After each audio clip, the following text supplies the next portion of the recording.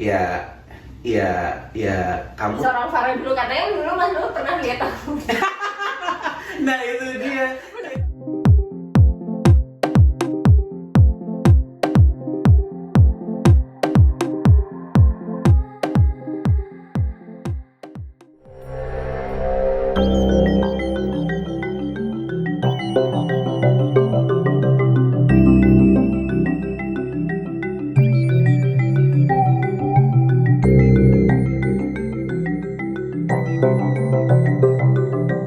Mas, aku mau lanjut nanya nih.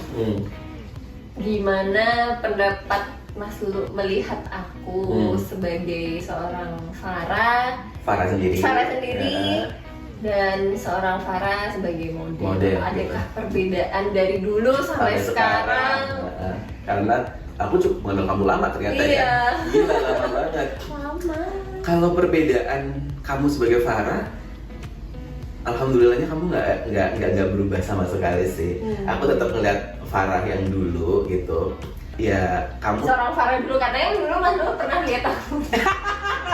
Nah itu dia. Jadi lucu banget sebenarnya ini lucu banget. Jadi pertama kali aku melihat Farah itu di runway, kemudian suatu hari aku makan bakso di warung bakso di daerah Jalan Taman Siswa di pojokan Jogja gitu. Aku sama Hami, aku sama Cetot gitu. Adik. Nah, aku udah lagi makan, kamu tuh lewat pakai seragam. Kamu kayaknya pulang sekolah deh. Kamu pulang sekolah, kamu lewat tuh ke parkiran gitu. Jadi kamu tuh segini kan, temen-temennya segini gitu. Enggak kan gimana? Aku langsung, oh ini kenapa waktu itu belum ngerti namamu? Aku bilang, oh ini model yang kemarin aku lihat nih gitu. Terus aku bilang, tiba ya itu gitu. Jadi sebenarnya dari yang dulu aku ngelihat kamu di warung bakso sampai sekarang nggak berubah, ya tetaplah menjadi Farah yang kayak gini. Amin. Gitu. Kamu nggak pernah, ya kamu apa adanya. Kamu rendah hati, kamu nggak pernah sombong gitu. Itu yang menurut aku ya hal yang sangat bernilai yang kamu miliki gitu, nggak pernah berubah itu.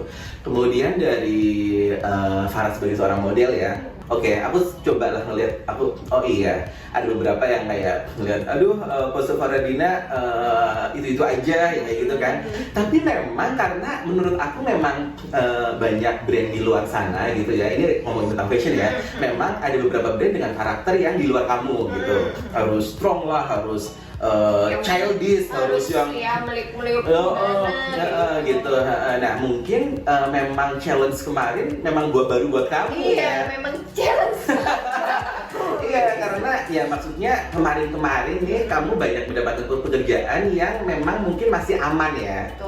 Dengan karakter-karakter yang memang sendu gitu. Masih karakter aku. Ya, bukan di luar kamu gitu. Terutama foto. Iya. Kalau runway kamu bisa menjadi apapun. Tapi kalau foto memang aku juga ada beberapa episode atau apa sih istilahnya itu. Oh iya sih, menurut aku ini juga kurang karena ini kamu bukan jadi diri kamu gitu. Aku ngelihat itu dan memang jujur gitu. Itu memang menurut aku ya pekerjaan yang menuntut kamu menjadi keluar dari diri kamu gitu. Tapi menurut aku ya memang itu bagian dari proses, kemudian bagaimana caranya kamu pada akhirnya setiap hari harus belajar kan, Fran. Gitu. Yang aku jujur sangat merasa ini adalah surprise banget buat aku gitu. Kamu berani mengikuti tantangan ini sih. Maksudnya kamu kan memang aku ngelihat seperti selalu ada di zona nyaman. Jadi aku juga ikut INTM ini juga kayak gojek-gajek apa ya biasanya itu bahasa Indonesianya seperti ragu-ragu. Ragu-ragu kayak gitu kayak aduh, ingat umur udah segini. Aku ngerasa stuck juga di karir aku, kayak kok nggak ada perubahan, aku ada di zona nyaman. Kan aku juga sempat ngomong aku mendengar itu. Pengen kayak udah aku mundur dari dunia modeling, terus aku kayak pengen buka usaha sesuatu kayak gitu. Tapi yaudahlah, ini kayak ada istilahnya kesempatan terakhir untuk aku di umurku yang sudah 25 ke atas ini. Iya. udah aku coba, akhirnya aku daftar, lah kok ini kayak kerjanya tuh kayak cepet tek gitu, kayak ini udah rencana Tuhan yang akhir sampai merinding. Kemudian yang kamu rasakan ketika waktu itu kamu viral dengan banyak orang yang mensupport kamu gitu, itu apa Kak yang kamu rasain? Itu aku juga nggak nyangka Mas, aku paling ya aku sempat minder. Ya itu Farah kan? Iya itu Farah. Karakter aku. Iya itu benarnya. Selain pendiam adalah tukang minder. Iya. Kayak nggak percaya sama kemampuan sendiri kayak gitu. Aku pun kayak ikut NTM ini tuh nggak berharap kayak bakalan kayak Farah Daina, Ibu Peri, itu aku nggak kepikiran sampai segitunya. Jadi ya sebenarnya yang kamu dapatkan sekarang adalah melebihi dari ekspektasi dari yang kamu bayangkan. Memang hidup ajaib sih beneran, ajaib banget itu. Rencana Tuhan tuh nggak bisa terdeteksi gitu kan, kayak jujur maksudnya kalau aku boleh sharing di sini ya, kadang aku juga merasa apa yang aku dapatkan sekarang itu benar-benar melebihi dari apa yang aku waktu itu minta sama Tuhan gitu. Oh, aku dapat nangis. Aduh, kata-kata bayangkan dulu. Gitu sih, maksudnya gitu, apa ya? Aku tahu urusan sebenarnya Pak. Iya. Kamu tahu aku ya. Kamu tahu aku banget kan, maksudnya aku memang pemimpi besar gitu. Nah, aku benar-benar idealis gitu. Kemudian tahu aja itu kalau belum mendapatkan sesuatu yang dia inginkan memang selalu akan dia kejar gitu kan. Aku ingat di tahun 2011-2013 aku merasa oke, aku sepertinya harus menyederhanakan mimpiku gitu, karena kayaknya kok aku ngeliat mimpiku terlalu ketinggian ya gitu waktu itu. Nah, tapi setelah momen aku menyederhanakan mimpi itu, tanpa aku sadari, gila, aku ngerasa oh iya, ini kan mimpi dulu ya. Oh iya, aku misalnya ada di runway A gitu, kemudian namaku ada di majalah A gitu, kemudian bajuku ada di editorial majalah apa gitu. Oh, ini adalah mimpi-mimpi dulu yang kemarin sempat aku lepas gitu. Ternyata setelah aku lepas, Tuhan ngasih satu-satu gitu. Itu ajaib, itu ajaib. Dan baru tahu, aku baru jadi nyadar sekarang. Ya memang kalau sekarang yang kamu dapatkan sekarang ya buah dari kesabaran kamu, buah dari perjuangan kamu gitu, dan ya hal yang kamu dapatkan sekarang memang selayaknya kamu jaga, kamu rawat, dan mungkin ini adalah awal dari perjalanan kamu untuk menuju titik yang kamu mimpikan. Amin ya Allah.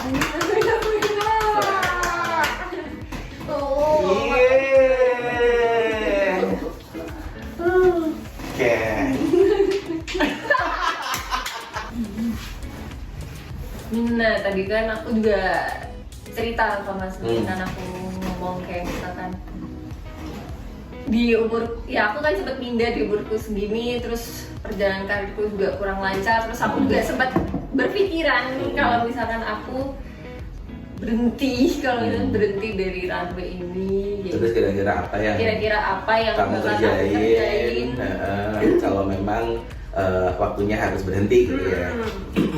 Itu kapan sih Pak kamu ketemu aku? Beberapa tahun yang lalu. Sebelum INTM. Sebelum INTM. Sebelum itu kita udah mulai menyerah dengan kayaknya awal sebelum pandemi Pak. Iya, sebelum pandemi kamu sempat ngomong seperti itu.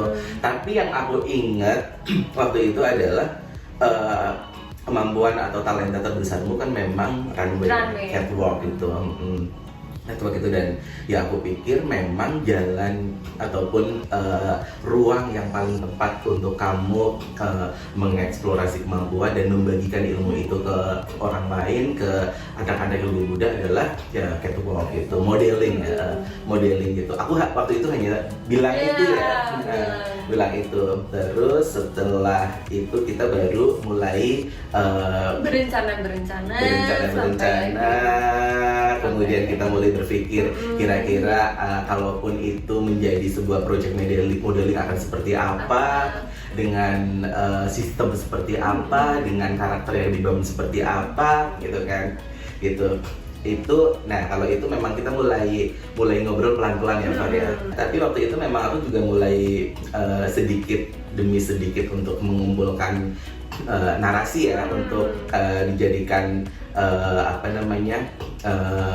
bahan untuk modeling project yang sebenarnya itu pas buat kamu gitu, gitu. Dan pada akhirnya ya tercetuslah akhirnya namanya adalah Sanubari Modeling Project. Nah, kamu belum tahu loh mengapa awal-awal aku akrab dengan nama Sanubari itu 2015 bahkan. Iya, aku mau tanya sih sebenarnya Sanubari itu awal pertama kali mengapa aku membuat nama Sanubari. Jadi kan aku ingat 2015 ini lucunya juga sama kamu, waktu itu kamu sama Kak Winda. Winda. Judul koleksiku itu Jantung Hati waktu itu. Nah, ketika aku lagi mulai mengumpulkan beberapa nama ya, calon judul untuk koleksi terbaru itu, aku menemukan nama Sanubari justru. Ada nama Sanubari, kemudian selain nama Sanubari yang artinya atau maknanya sama adalah Jantung Hati. Nah, waktu itu aku sepertinya lebih tertarik dengan Jantung Hati untuk koleksi. Nah, waktu itu aku menyimpan nama Sanubari. Sepertinya Sanubari untuk nggak tahu deh, aku akan nggak tahu ini akan aku pakai buat nama apa gitu. Nah, ketika kamu datang dengan menanyakan itu gitu, aku langsung memikirkan nama kan. Jujur kalau membuat nama susah sih, susah banget gitu. Maksudnya nama yang gampang diingat, nama yang kalau terucap mudah dilafalkan. Aku ingin ketika orang mendengar nama itu ya memang hangat gitu, memang tidak jauh, terkesan tidak jauh gitu, tapi memang merangkul gitu. Nah, Sanubari artinya adalah yaitu jantung hati, apa yang memang ada dalam diri kita gitu. Nah, makanya dengan aku melihat karakter kamu yang seperti ini gitu, Sanubari ya memang paling tepat gitu, bahwa apa yang kita lakukan semuanya memang berawal dari sini gitu. Semoga nama ini adalah doa untuk project yang kamu bangun ini menjadi tumbuh dan tumbuh. Amin. Gitu. Jadi aku mau jelasin sedikit ya Mas, ini kayak Sanubari itu kayak nanti kelasnya itu bukan kayak sekolah modeling yang berbulan-bulan. Jadi kayak kita per project ada batch-nya. Jadi misalkan satu batch nanti sekitar ada belasan orang.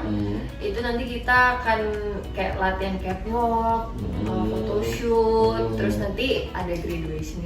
Menarik tuh, menarik banget. Dan menurut aku bahwa di sini semuanya memang punya kesempatan menjadi model ya gitu, dengan karakter-karakter yang beragam gitu. Ya, sekarang pun juga model kan beragam gitu. Sekali, tidak harus yang tinggi langsing putih, tapi semuanya bisa. Iya gitu. Karena fashion itu kalau buat aku ya memang harus memerdekakan gitu.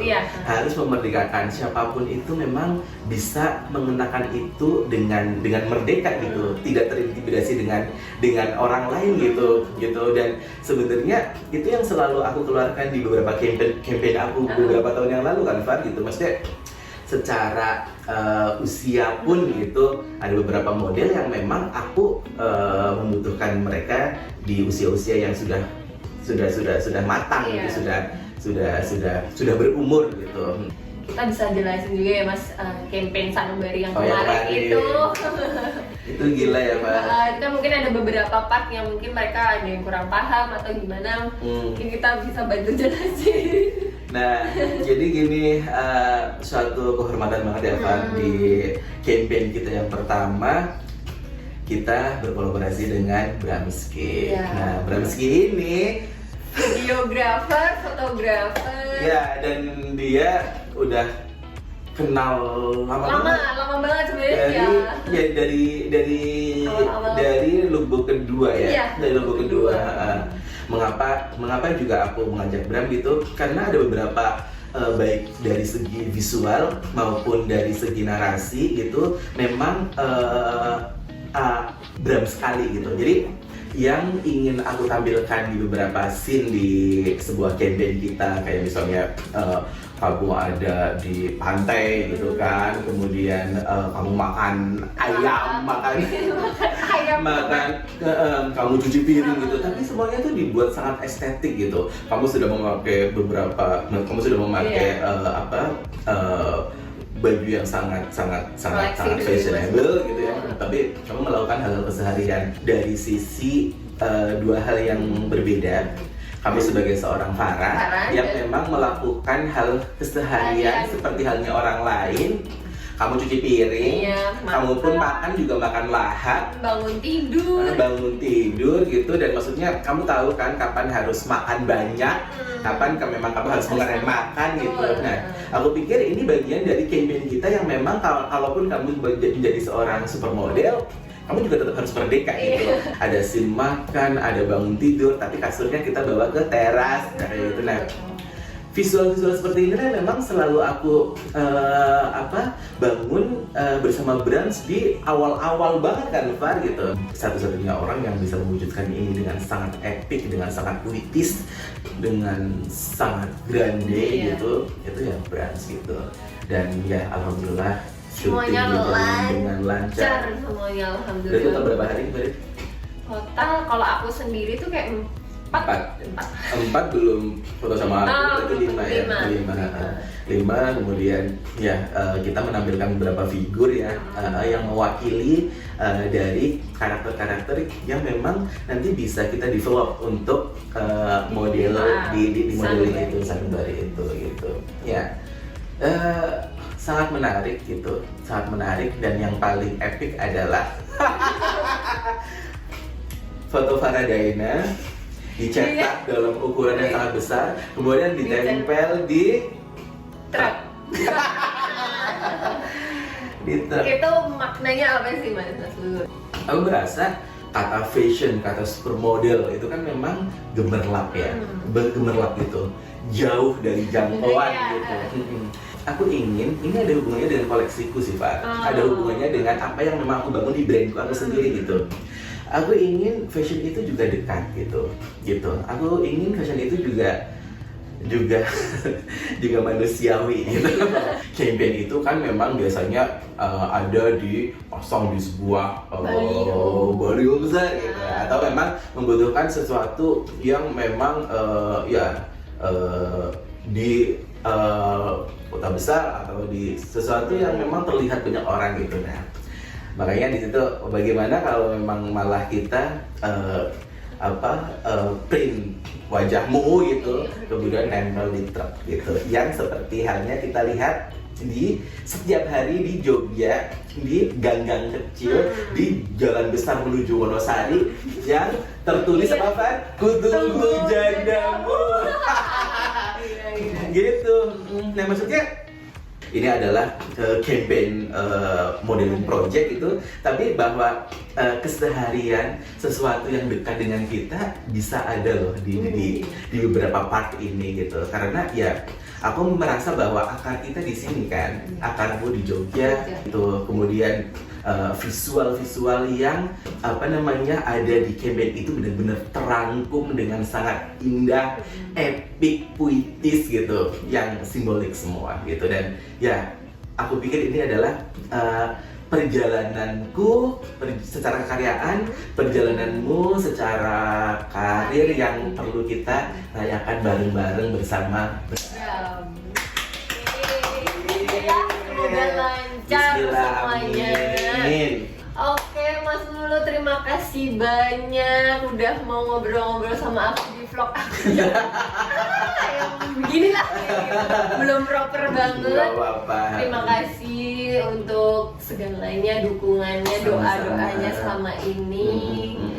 Oke guys, makasih yang udah nonton. Semoga video ini menghibur dan bermanfaat juga ya buat kalian. Pokoknya thank you, sampai jumpa.